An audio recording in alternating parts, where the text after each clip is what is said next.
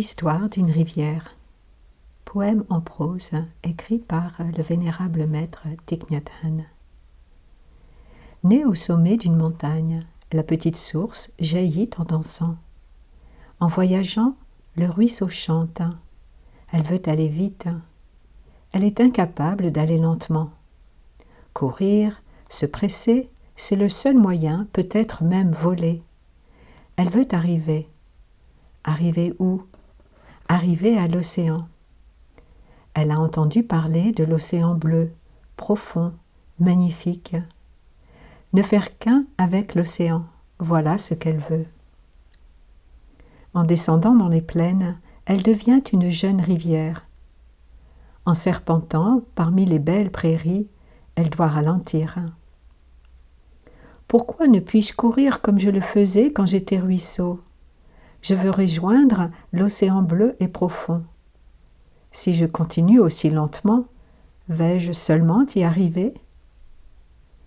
Comme ruisseau, elle n'était pas satisfaite de son sort.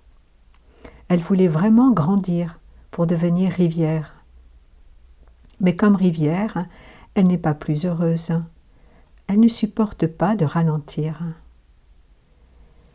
Puis, alors qu'elle ralentit, la jeune rivière commence à remarquer les nuages magnifiques qui se reflètent dans ses eaux. Ils sont de diverses formes et couleurs, flottant dans le ciel, et paraissent libres d'aller où bon leur semble. Désirant être nuages, elle se met à les poursuivre, les uns après les autres. Je ne suis pas heureuse comme rivière, si je ne deviens pas comme vous. Jamais je ne pourrai le supporter. La vie ne vaudra pas la peine d'être vécue. La rivière entame alors un drôle de jeu, courant après les nuages. Elle apprend à rire et à pleurer. Mais les nuages ne restent pas longtemps en place. Ils se mirent dans mes eaux, puis s'en vont. Aucun nuage ne semble être fidèle. Chacun de ceux que j'ai connus m'a quitté. Aucun ne m'a jamais donné satisfaction au bonheur. Je hais leur trahison. Le plaisir de courir après les nuages ne mérite que l'on se désespère, que l'on souffre. Un après-midi, un vent violent chassa tous les nuages. Le ciel devint désespérément vide. Il n'y avait plus aucun nuage à pourchasser. La vie était vide pour la rivière. Elle se sentait tellement seule qu'elle ne voulait plus vivre.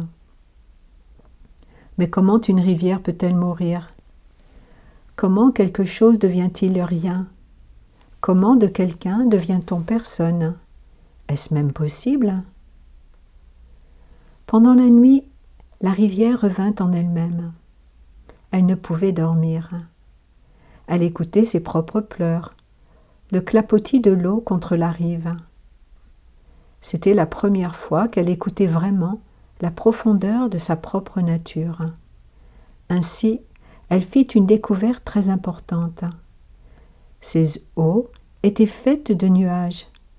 Elle avait poursuivi les nuages sans savoir que les nuages étaient sa propre nature. La rivière réalisa que l'objet de sa quête était en elle. Elle toucha la paix. Soudain, elle pouvait s'arrêter. Elle ne ressentait plus le besoin de courir après quelque chose d'extérieur à elle-même. Elle était déjà ce qu'elle voulait devenir. La paix qu'elle expérimenta était vraiment agréable et lui apportait un profond réconfort, un profond repos. Quand la rivière se réveilla le lendemain matin, elle découvrit quelque chose de neuf et de merveilleux qui se reflétait dans ses eaux. Le ciel bleu. Quelle profondeur, quel calme! Le ciel est immense, stable, accueillant et totalement libre. Cela semblait impossible de croire que c'était la première fois que la rivière reflétait le ciel dans ses eaux. C'était pourtant la vérité, parce que dans le passé, elle ne s'était intéressée qu'aux nuages et n'avait jamais prêté attention au ciel. Aucun nuage ne pouvait quitter le ciel. Elle savait que les nuages étaient là, cachés, quelque part dans le ciel bleu. Le ciel doit contenir tous les nuages et toutes les eaux. Les nuages semblent être impermanents, mais le ciel est toujours présent, maison fidèle de tous les nuages. En touchant le ciel, la rivière touchait la stabilité. Elle touchait l'ultime. Dans le passé, elle n'avait touché que ce qui vient, par l'être et le non-être des nuages. Maintenant, elle était capable de toucher la maison de tout ce qui vient, par de l'être et du non-être. Personne ne pouvait plus retirer le ciel de ses eaux. Comme c'était merveilleux de pouvoir s'arrêter et toucher.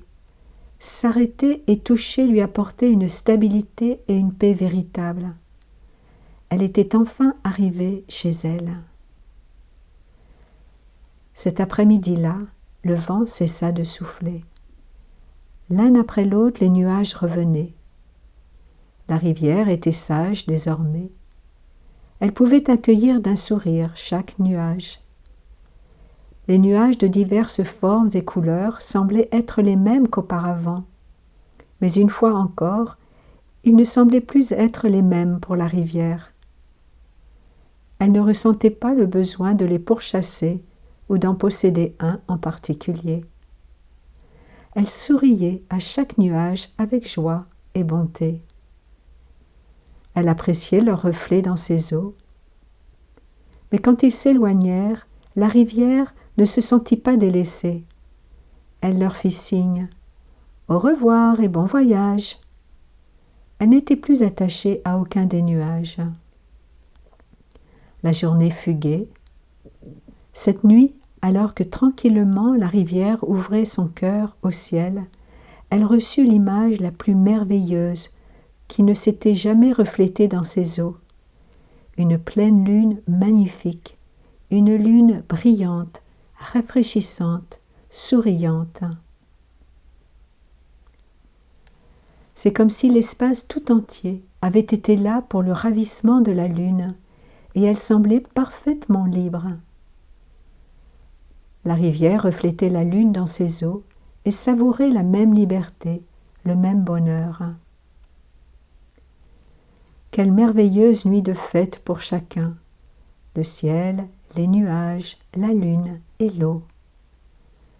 Dans l'espace sans limite, le ciel, les nuages, la lune et l'eau appréciaient de marcher ensemble en méditation. Ils marchaient sans avoir besoin d'arriver quelque part, même pas à l'océan. Ils pouvaient simplement être heureux dans le moment présent. La rivière n'avait pas besoin d'arriver à l'océan pour devenir eau. Elle savait qu'elle était eau par nature et tout à la fois nuage, lune, ciel, étoiles et neige. Pourquoi se fuirait-elle ? Qui connaît une rivière qui ne coule pas ? Une rivière coule, bien sûr, mais elle n'a pas besoin de se presser.